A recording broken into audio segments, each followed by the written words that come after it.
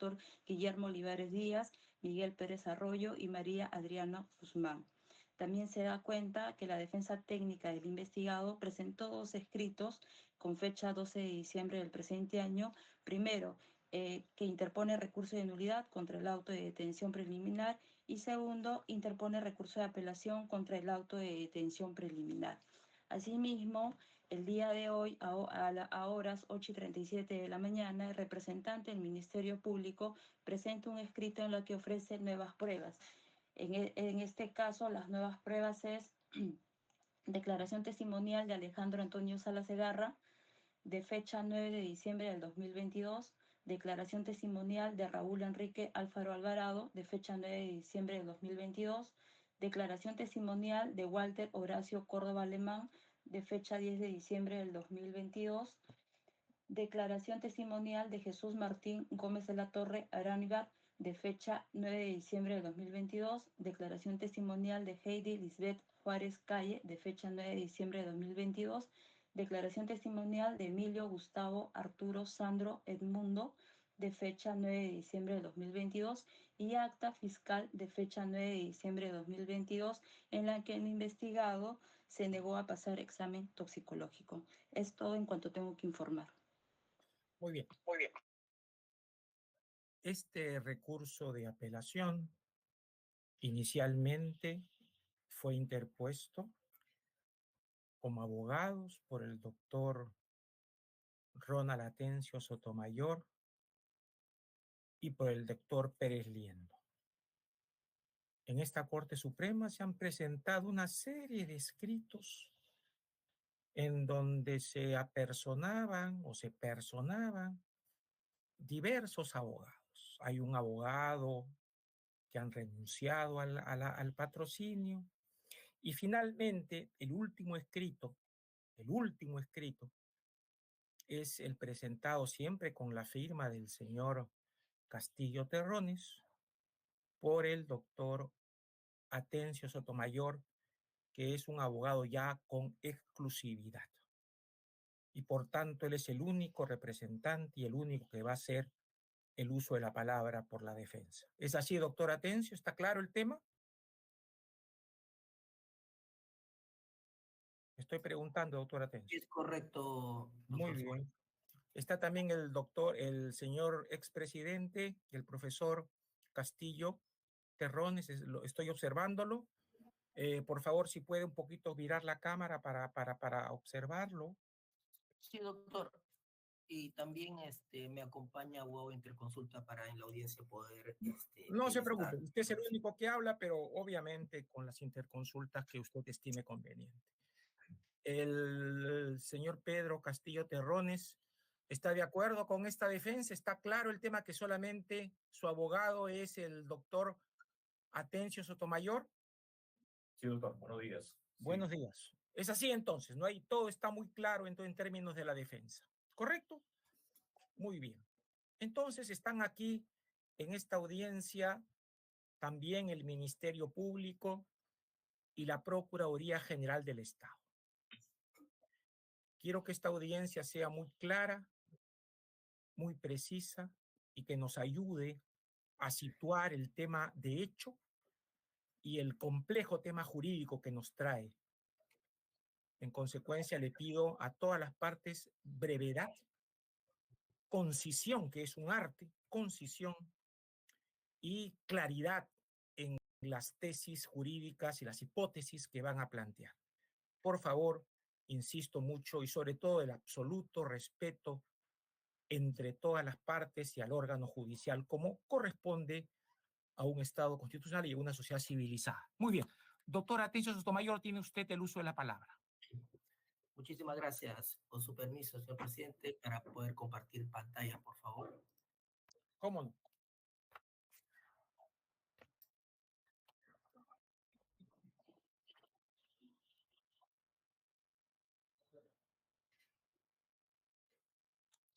Perfecto, se logra visualizar, ¿verdad? Sí, señor. Bien, muy buenos días, señores miembros de esta Sala Penal de Apelaciones, vocales supremos y con todos los presentes.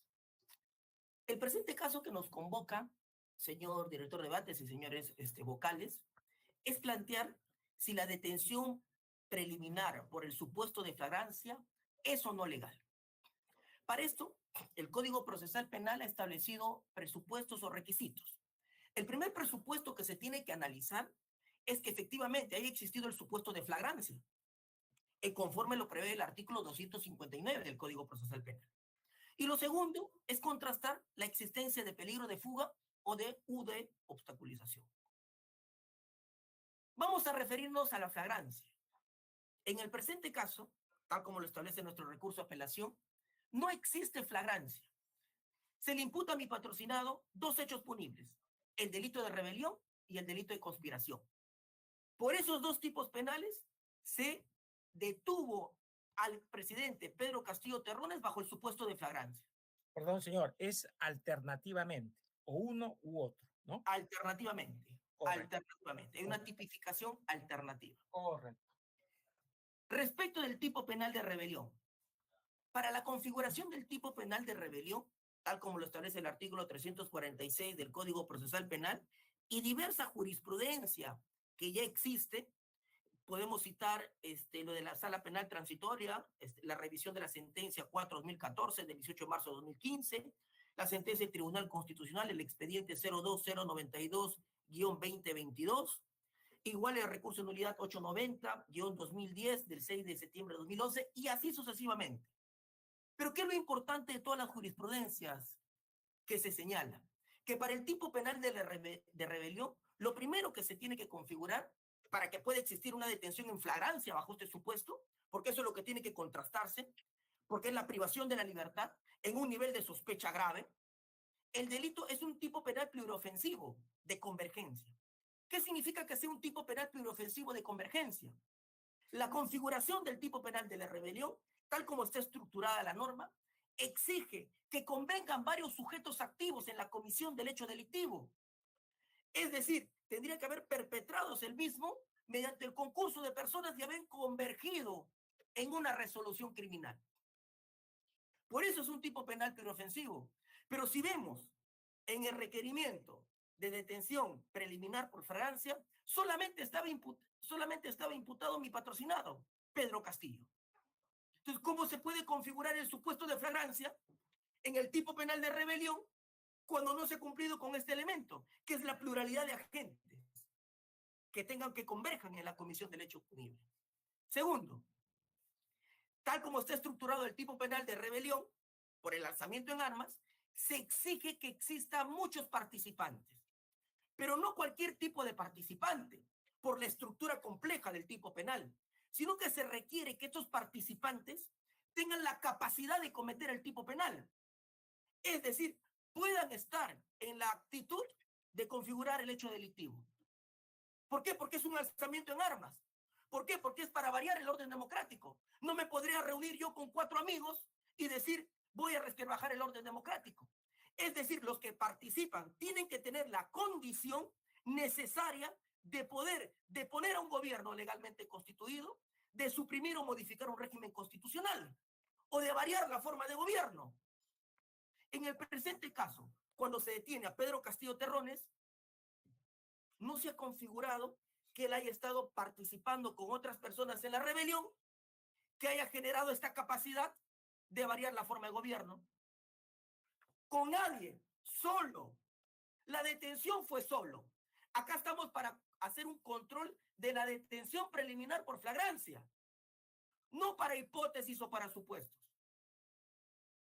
Lo otro, para este tipo penal, para que la policía haya detenido en flagrancia y para que se haya convalidado esta flagrancia, tiene que haber existido relativa organización, es decir, una estructura organizada para cometer la rebelión. Yo no puedo cometer la rebelión dando un mensaje. Yo no puedo cometer la rebelión dando un pronunciamiento. Yo no puedo cometer la rebelión con una opinión. ¿Dónde está la organización? ¿Dónde está la estructura? ¿Cuáles eran los roles que tenían que cumplir esta pluralidad de agentes en la rebelión? Para que exista una convalidación en flagrancia, tendría que haber existido este supuesto. Además, estamos hablando que este es un tipo penal de resultado cortado. Es decir, es un tipo penal de actividad. Y claro, con una carga subjetiva, como ya lo hemos dicho.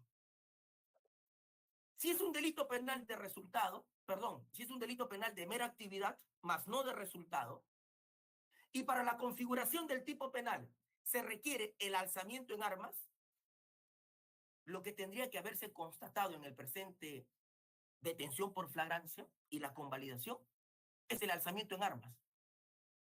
Como momento de actividad. Es un tipo penal que no tiene intercrímenes, es de mera actividad. No puede haber tentativa de la tentativa. No puede haber peligro del peligro.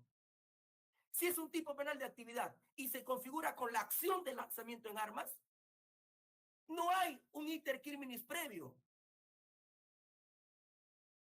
En este supuesto, ¿ustedes han visto algún tanque en la calle? ¿Ustedes han visto algún patrullero en la calle? ¿Ustedes han visto algún efectivo policial empuñando un arma en la calle? ¿Ustedes han visto al expresidente Pedro Castillo con un arma? ¿Cómo puede configurarse un supuesto de flagrancia si no ha existido el elemento central del tipo penal, que es el alzamiento en armas? ¿Dónde está el alzamiento en armas? ¿Cuál es el elemento que prueba? Se quiere decir que como posteriormente se insta en un mensaje a las Fuerzas Armadas, ese podría ser. Pero acá no se trata, señores miembros de esta sala, de un podría ser. Se trata de lo que ocurrió por la actividad, por la acción. En el momento tuvo que estar todo desde un supuesto de actividad. El mensaje presidencial, para que este tenga efecto jurídico, tuvo que haber sido aprobado por Consejo de Ministros. No ha existido tal acto. No ha existido tal acto. Además, en la resolución que ustedes van a ver y con la posibilidad de ustedes tener un efecto nulificante de la misma al advertirlo, ustedes van a poder ver que no existe motivación respecto a cuál de los otros supuestos de alzamiento en armas se habría configurado en el presente caso. Variar la forma de gobierno, deponer al gobierno legalmente constituido o suprimir o modificar el régimen constitucional. ¿Cuál es ese supuesto? Defecto de motivación. El tipo penal de conspiración para detener en flagrancia para conspiración tiene que configurarse algunos elementos del tipo. La conspiración, cosa curiosa al margen de la discusión de la constitucionalidad o no del tipo penal de conspiración, es el delito previo, correcto, a un delito de peligro en el presente caso, porque es una conspiración para cometer una rebelión. Si el delito de rebelión es un tipo penal de peligro, si es un tipo penal de mera actividad y es un tipo penal que no reconoce intercrímenes, estaríamos hablando que la conspiración es el acto previo a un acto de peligro. Pero para este tipo penal de conspiración se exige elementos. También es un tipo penal pluriofensivo de convergencia. Claro, porque yo no conspiro solo, ¿correcto? Yo tengo que conspirar con personas. Tengo que conspirar con autoridades. Tengo que conspirar con alguien. Y cuando se practica la detención por flagrancia a Pedro Castillo Terrones, no se detuvo a nadie más. Cuando se emite la resolución que convalida la detención preliminar por flagrancia, no se imputó a nadie más. ¿De qué conspiración podríamos hablar en ese supuesto? Igual, requiere un número de participantes. La conspiración no se hace solo. Se hace con personas que tengan la actitud de poder conspirar. Existe una resolución en común. Esta resolución no es cualquier resolución. Una resolución de personas que tengan la capacidad, por eso se requiere una relativa organización, la capacidad de conspirar. ¿Acaso hay una conspiración con el jefe supremo de las Fuerzas Armadas? ¿De la Policía Nacional del Perú? ¿Con quién? Igual es un tipo penal de peligro. Finalmente, ni siquiera existió puesta en peligro el bien jurídico protegido. Esto respecto de la configuración del tipo penal por flagrancia que debió tenerse en cuenta y convalidarse por el delito de rebelión y conspiración. Los otros dos presupuestos, el peligro de fuga, en el presente caso tenemos hechos notorios. Hechos notorios que mi patrocinado Pedro Castillo Terrones domicilia en el caserío de Puña, distrito de Cacabamba, provincia de Chota. Hecho público, conocido por todos, hecho notorio. Además, la supuesta pena que se dice que existiría una posibilidad de pena grave y por eso tendría que fugar, nunca lo ha hecho mi patrocinado. Ya vemos en otros procesos, en otras investigaciones, que él ha viajado fuera del país y siempre ha regresado. Él ha tenido sujeción al proceso, a otro proceso y a este proceso. Se dice que mi patrocinado iba a ir a la embajada de México. Yo les digo algo. El embajador ha dicho textualmente, y obra en lo actuado, que él nunca pidió asilo. Entonces, ¿de qué peligro de fuga podemos hablar? Si nunca ha habido ningún requerimiento claro o concreto. Se dice también que mi patrocinado tendría capacidad económica para fugarse del país. ¿Capacidad económica realmente puede tener el profesor Pedro Castillo? La capacidad económica, per se, el elemento económico puede ser un supuesto de peligro de fuga. Finalmente, también se diría en la resolución que existe peligro de obstaculización. Tanto el peligro de fuga como el peligro de obstaculización, principalmente el peligro de obstaculización, debe tener una relación directa con el tipo penal. Claro, yo tengo que obstaculizar el tipo penal de rebelión, tengo que obstaculizar el tipo penal de conspiración, porque si no, no tendría sentido el peligro de obstaculización. Es por la investigación, es por el tipo penal. Entonces yo les pregunto, en la resolución se dice que como Pedro Castillo Terrones tendría vínculos con congresistas, hay peligro de obstaculización. ¿Qué relación tiene eso con el tipo penal de conspiración? ¿Qué relación tiene eso con el tipo penal de rebelión? Ninguna. Ninguna. Es más, en la lógica de la Fiscalía y del Poder Judicial, si se habría disuelto el Congreso, ¿qué supuesto vínculo podría haber con congresistas disueltos? Lo otro, se señala que hay peligro de obstaculización porque se le imputa a Pedro Castillo Terrones el ser presunto líder de una organización criminal enquistada en el gobierno central. ¿De qué detentación del gobierno central tenemos ahora? Hoy, en este momento, ¿cuál es la detentación? Y además, este supuesto, ¿acaso está corroborado? ¿Líder de una organización en otra carpeta? ¿Se ha anexado a la presente carpeta? O sea, por ser líder de una organización, ellos dicen, en consecuencia, hay peligro de obstaculización por rebelión y sedición de otra carpeta. Finalmente, dice que el haber ordenado la reorganización del sistema de administración de justicia, Poder Judicial y Ministerio Público. ¿Esto es peligro de obstaculización de su investigación? Nada detiene las investigaciones que está en este momento recibiendo el ciudadano Pedro Castillo Terrones. Él sigue investigado. El mero acto declarativo no genera certeza de esta posibilidad. Finalmente, señores miembros de esta sala,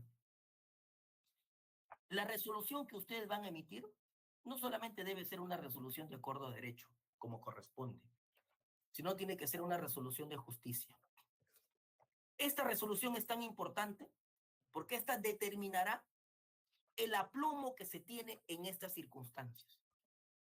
Un país se desangra y no queremos seguir todos viviendo en caos. Al contrario, la justicia está para seguir haciendo justicia. Por tales motivos solicito que se revoque la resolución que declara fundado el requerimiento fiscal de detención preliminar en caso de flagrancia y reformándola se declara infundado y se ordene la inmediata libertad de Pedro Castillo Terrones. Gracias.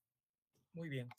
La doctora Silvia Jacqueline Sac Ramos, fiscal adjunta suprema en lo penal. Señora doctora, escuchamos. Muy buenos días, señor presidente. Buenos días, magistrados supremos, todos los presentes. Este Ministerio Público, de conformidad con el artículo 420, inciso 3 del Código Procesal Penal, presenta nuevas pruebas documentales al incidente, siendo las siguientes. La declaración testimonial de Alejandro Antonio Sala Segarra, de fecha 9 de diciembre del 2022, quien desempeñaba el cargo de ministro de Trabajo y Promoción del Empleo, quien señaló lo siguiente. Culminó el mensaje, se abrieron las puertas del Salón Grau, se abrieron las puertas del despacho presidencial y como mucho ímpetu me acerqué y le dije al expresidente, ¿qué ha hecho? Eso es delito. Y él me respondió, no tenía los votos.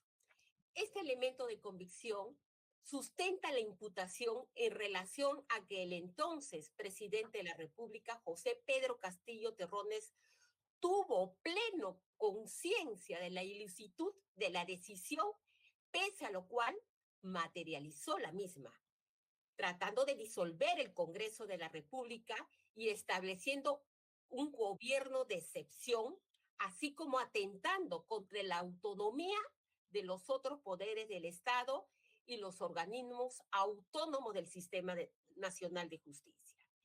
También está la declaración testimonial de Raúl Enrique Alfaro Alvarado, de fecha 9 de diciembre del 2022, quien se desempeña en el cargo de comandante general de la Policía Nacional de Perú, quien manifestó, recibí una llamada del señor ministro del Interior, Willy Arturo Huertas Olivas, quien me indicó que se encontraba en el Palacio de Gobierno y que me iba a pasar con el presidente de la República. En ese momento, el presidente me señaló, general, cierre el Congreso, no permite el ingreso de ninguna persona y saque a los que están adentro e intervenga a la fiscal de la Nación.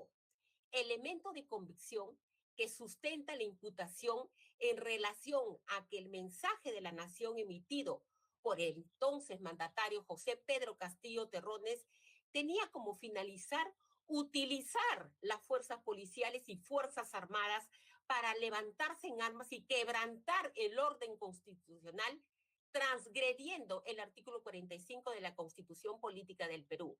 No hay que olvidar que en ese momento el imputado era presidente de la República y jefe máximo del Comando Conjunto de las Fuerzas Armadas y de la Policía Nacional. También se encuentra la declaración testimonial de Walter Horacio Córdoba Alemán, de fecha 10 de diciembre del 2022, quien se desempeña en el cargo de comandante general del Ejército del Perú, quien señaló, el día martes 6 de diciembre, aproximadamente a las 17 horas, recibí una comunicación del ministro Emilio Gustavo Bobby Rosas. Yo me encontraba en el cuartel general presidiendo una ceremonia, por lo que inmediatamente me dirigí al despacho del ministro. Una vez con el señor ministro, me comunica que por encargo del señor presidente de la República debo cesar en el cargo y que redacte la carta de cese de cargo. El señor ministro nos había convocado a los comandantes generales de la Marina, Fuerzas Armadas y al jefe comando conjunto de las Fuerzas Armadas y a mi persona para el día 7 de diciembre a las 6 de la mañana para una reunión de trabajo. Una vez que llegó a esa reunión, solicito al señor ministro que deseo hablar con el señor presidente respecto al encargo que me había hecho, conocer el ministro referido a ese cargo. El señor ministro me indica que vayamos al palacio. Eran las 7 de la mañana aproximadamente y me dirijo al palacio. El señor presidente me dijo que era conveniente que yo cese en el cargo porque ya había cumplido mi ciclo. Elemento de convicción que sustenta que el expresidente José Pedro Castillo Terrones pretendía el cambio del comandante general del Ejército, lo que habría tenido como propósito nombrar en dicho cargo a un oficial que respalde su objetivo de quebrantar el orden constitucional, arrogándose dicho poder. También se encuentra la declaración testimonial de Jesús Martín Gómez de la Torre Araníbal, de fecha 9 de diciembre del 2022, quien se desempeñaba el cargo de jefe de comando conjunto de las Fuerzas Armadas, quien precisó que el día 6 de diciembre de 2022 se estaba realizando una ceremonia por el Día del Ejército. En dichas circunstancias, como a las 19 horas, el comandante general de las Fuerzas Armadas, Walter Horacio Córdoba Alemán, se comunicó conmigo indicándome que estaba en el despacho del Ministerio de Defensa y porque dicho motivo no asistía a la ceremonia. Una vez culminada la ceremonia, como a las 21 horas, Walter Horacio Córdoba Alemán acude a mi oficina y me explicó que el ministro de Defensa, Emilio Gustavo Bobby Rosas, le había comunicado que el presidente de la República, José Pedro Castillo Terrones, solicitaba que renuncie al cargo debido a una serie de problemas que se habían presentado. Elemento de convicción que ratificaría que el expresidente Pedro Castillo Terrones también pretendía viabilizar su alzamiento en armas a través del ejército peruano, para cuyo efecto requería retirar al alto mando de dicha institución y colocar en este cargo a un oficial a fin de sus intereses. Con relación a los elementos de convicción del delito de conspiración, se encuentra la declaración testimonial de Heidi Lisbeth Juárez Calle, quien se desempeñó en el cargo de ministra de la Mujer y Población Vulnerables, quien señaló: en esas circunstancias escucho